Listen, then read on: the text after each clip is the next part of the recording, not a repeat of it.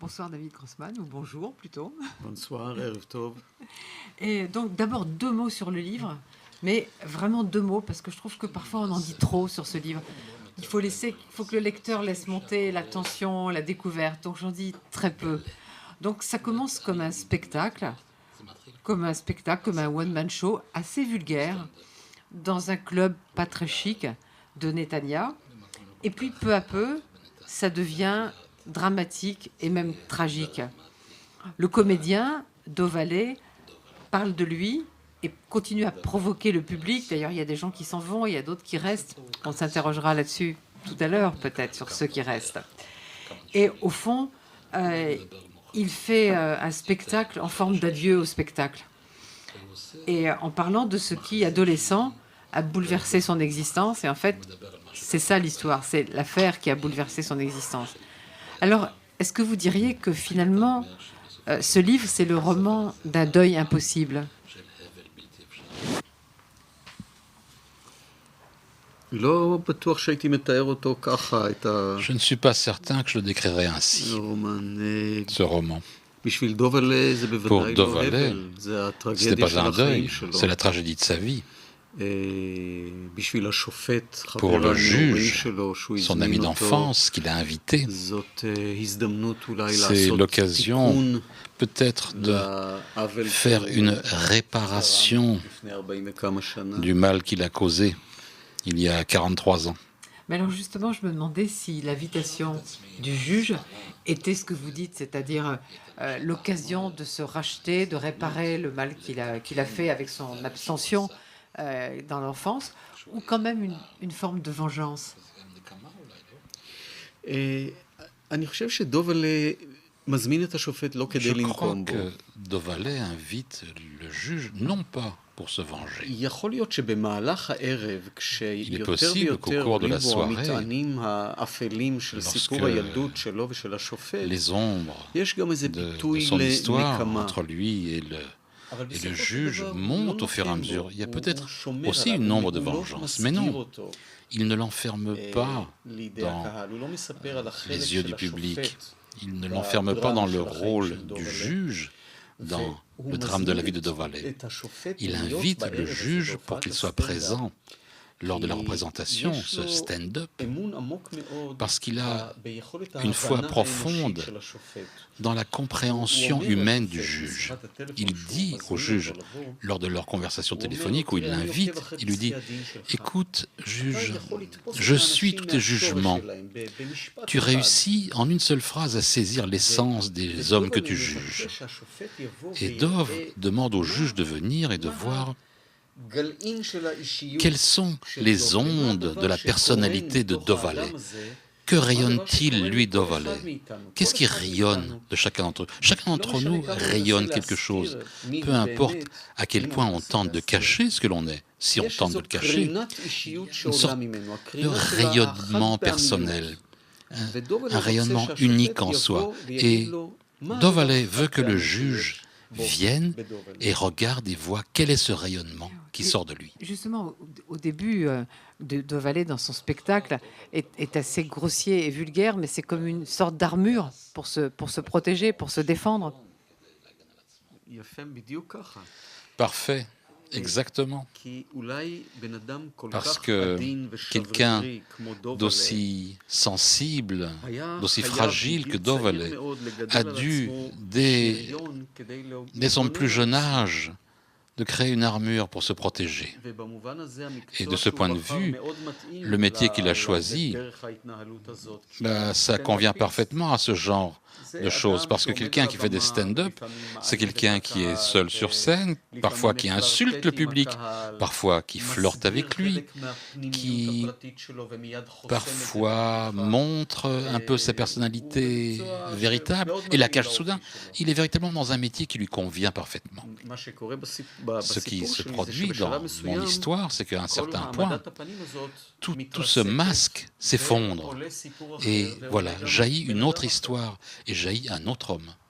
Mais est-ce que l'humour juif, est-ce que ce type de blague, y compris désagréable et vulgaire par moments, ça n'est pas justement une armure contre la tristesse et contre le malheur? זה חלק מהמהות של דובלה, יש בו את C'est une partie de la personnalité, de la réalité de Dovala. Il y a une partie d'agression qui est une façon de se conduire que le public de cette boîte de nuit comprend parfaitement. Ils sont deux là, hein, le public et Dovala. Ils dansent ensemble cette danse un peu particulière. Et lorsque Dovala tente d'être plus fin, plus intime, le public prend du recul. Non, c'en est trop pour ce public.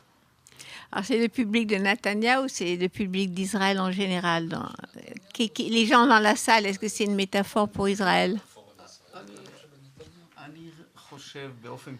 Je crois qu'en général, c'est un public que l'on peut trouver dans tout Israël. Peut-être pas seulement dans Israël d'ailleurs. Mais il est clair que les Israéliens ont plus de raisons de fuir leur situation. Et il est clair aussi que vivre une vie complète dans la guerre, dans l'angoisse, eh bien, ça développe cette armure que nous mettons. Je ressens souvent, parce que pendant des décennies, nous les Israéliens, nous orientons toute notre énergie à la défense de nos frontières, à ce checkpoint entre nous et l'ennemi. Eh bien, finalement, nous sommes en danger d'être une armure sans chevalier à l'intérieur. Mais justement, comme le disait Annette, pour nous, lecteurs, cette idée de ceux qui partent du spectacle et ceux qui restent, c'est très métaphorique d'Israël, de la situation. Et vous-même, vous avez dit que vous auriez beaucoup de raisons de partir, mais que vous vouliez absolument rester.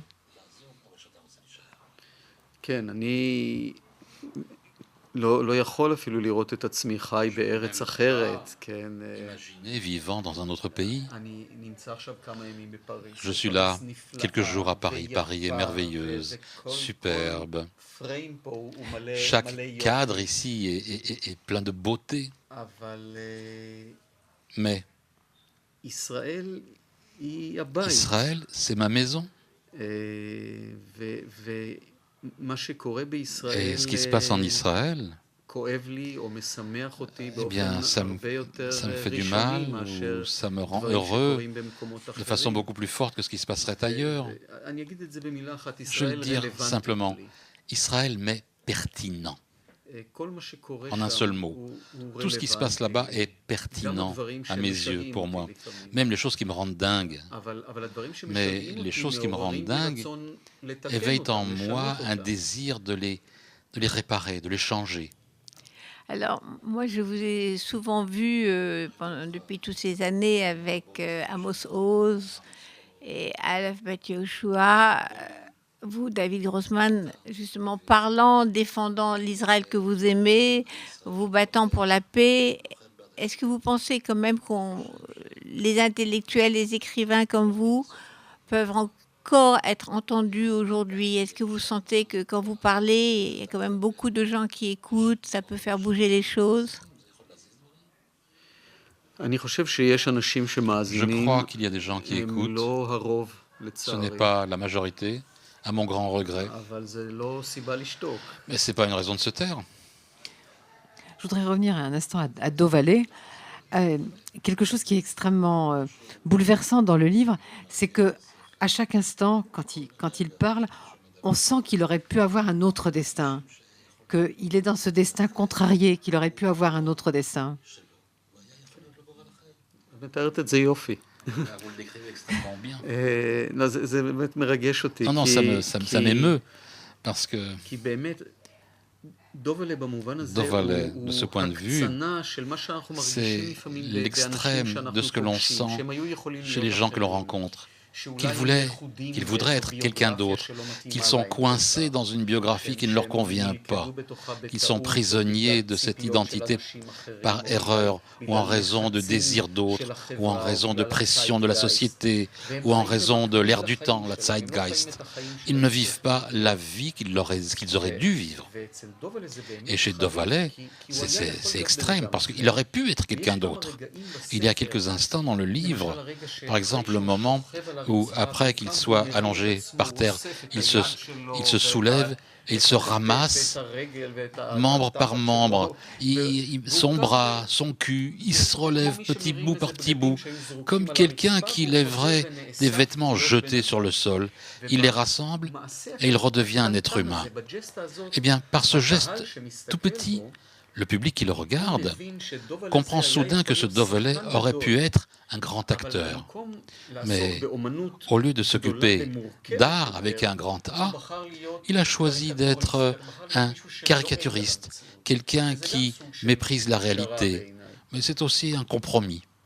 Mais cette histoire de quelqu'un qui doit aller à l'enterrement d'un de ses parents sans savoir lequel c'est une histoire que vous connaissiez depuis longtemps. Pourquoi l'avoir écrit maintenant?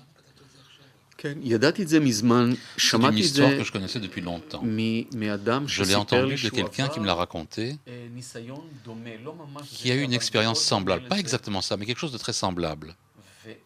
Et à partir de l'instant où j'ai entendu cette histoire, ça m'a affolé qu'il puisse se produire quelque chose de la sorte, que des gens puissent être tellement cruels ou tellement indifférents au destin d'un enfant qu'ils l'envoient du Negev jusqu'à Jérusalem, 4 heures, sans lui dire qui est mort, son père ou sa mère. Mais c'est une cruauté terrible qui vient du fait qu'ils n'ont pas essayé même une seconde de se mettre à la place de cet enfant. Si une seule seconde ils s'étaient mis à sa place de cet enfant, ils auraient compris que c'est quelque chose d'inhumain d'envoyer un enfant dans ces conditions. Et à partir de l'instant où j'ai entendu cette histoire, chaque fois que je terminais l'écriture d'un roman ou d'un livre pour enfants ou d'un livre documentaire, je me suis dit, allez, je vais m'y mettre, je dois l'écrire. Je dois l'écrire. Et je n'ai jamais trouvé la mélodie adéquate pour raconter cette histoire. Je savais quand je faisais quelque chose qui n'allait pas, jusqu'à ce que j'ai eu cette idée de leur raconter cette histoire intime, sur une grande scène, devant des étrangers, le raconter avec de l'humour, que le livre soit un mélange d'horreur et d'humour ensemble. Et comme cela se produit parfois lorsque il y a une bonne idée, on commence à l'écrire, et puis ça coule de source. Je n'ai pas besoin de raconter l'histoire. L'histoire se raconte d'elle-même. C'est l'histoire qui m'entraîne. Alors, moi, je voulais parler de la situation. Voilà, Annette est préposée à la politique. J'ai peu le droit de parler de littérature. Si, tu as tout à fait le droit.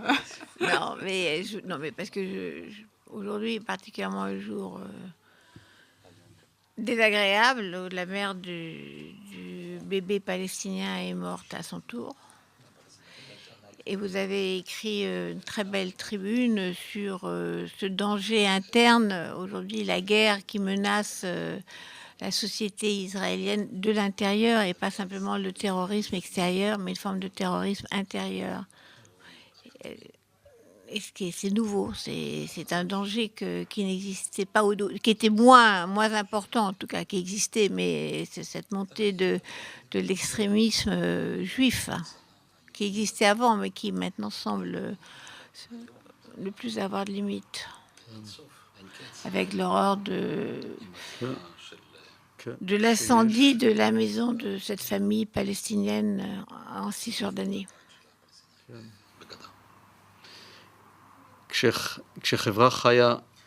Quand une société vit toute son existence dans une situation de guerre, il est inévitable que naissent d'elle-même ces éléments qui, finalement, se tournent contre le pays lui-même. Ils ne reconnaissent pas la souveraineté de l'État, ils ne reconnaissent pas le rôle de la Cour suprême. Ce sont des gens hermétiques, enfermés dans leur haine. Aucune chance d'avoir un dialogue avec eux, ni entre eux et moi, ni entre eux et les Palestiniens. Et quand il n'y a pas de dialogue, il y a la guerre. Et avec le désespoir croissant des Israéliens par manque de solutions politiques, ils se tourneront vers des voies violentes. Et à mon avis, c'est un des moteurs principaux, une des raisons principales pour laquelle il faut rechercher la paix. Il faut rechercher la paix pour résoudre les problèmes des implantations, des réfugiés, des lieux saints, etc. Non, je le dis sérieusement. Mais il est important aussi, il est tout aussi important de changer les conditions de vie d'une société qui fait croître en elle de plus en plus de gens de cette sorte-là. Il est de plus en plus important que les Israéliens et les Palestiniens ressentent le goût de la paix, cette façon de vivre en paix. Je ne sais pas si vous êtes là à Paris. Est-ce que vous pouvez comprendre ce que ça signifie vivre toute sa vie en guerre, toute sa vie? Je ne connais pas un seul jour de ma vie où j'ai vécu véritablement en paix, dans une paix réelle. Vous connaissez la paix beaucoup mieux que moi je ne la connais. Et parce que je suis tellement affamé de paix. Je l'imagine. Et il me semble que la vie, une vie en paix, ça sera pour nous une autre façon d'être au monde, être sans peur de l'existence, sans crainte. Je parlais précédemment de gens qui vivent parallèlement à leur moi réel. Je crois que Israël vit une vie parallèle à sa vie réelle, à la vie que l'Israélien pourrait vivre. Et le moi réel, ce serait quoi? La vie d'un pays normal, où les relations, disons, une vie d'un pays anormal, mais bon, acceptablement anormal, Moins anormal. et qui vit en paix avec ses voisins. Un pays qui se sent chez soi, dans son état, et que tous les voisins reconnaissent que c'est son lieu, sa maison, qu'un homme puisse voir son avenir et voir une suite d'enfants, de petits-enfants, qui voudront vivre dans cet endroit-là parce qu'il a un sens. Commencer à vivre et pas simplement survivre entre deux catastrophes. Et ce qu'on a maintenant, eh bien, on survit d'une catastrophe à l'autre. C'est très important de survivre, mais ce n'est pas suffisant. Parce que même si on a la plus grande armée de la région, et si on ne comprend pas que l'armée, ça doit être simplement un moyen pour avoir une meilleure vie. C'est un moyen, ce n'est pas une fin en soi. Il est important qu'il y ait une force. Il est très important qu'au Moyen-Orient, il y ait cette armée forte. C'est un lieu qui ne nous reconnaît pas, qui ne veut pas nous recevoir. Moi, je veux qu'on ait une armée forte pour nous protéger. Mais l'armée en elle-même n'est pas la solution à notre problème. Il doit y avoir une armée forte et une situation de paix. Mais est-ce que vous voyez aujourd'hui dans ce paysage un peu désespérant des signes d'espoir?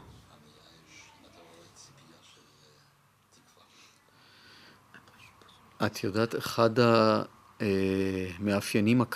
savez, une des caractéristiques les plus dures chez nous, c'est que les gens chez nous n'espèrent plus d'espoir. Et un peuple qui cesse d'espérer, en fait, devient un peu paralysé.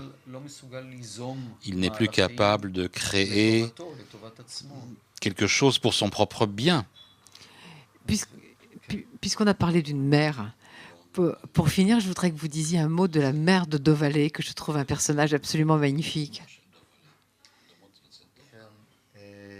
La mère de Dovalet est une femme qui a traversé la Shoah, l'a traversée de façon difficile. Elle vit à Jérusalem. Elle est prisonnière de sa propre tragédie.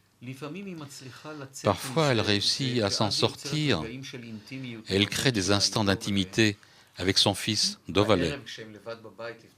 Le soir, quand ils sont seuls à la maison, avant que le père ne rentre, Elle lui fait la Dovale lui lecture. fait des petites représentations Oui. théâtrales.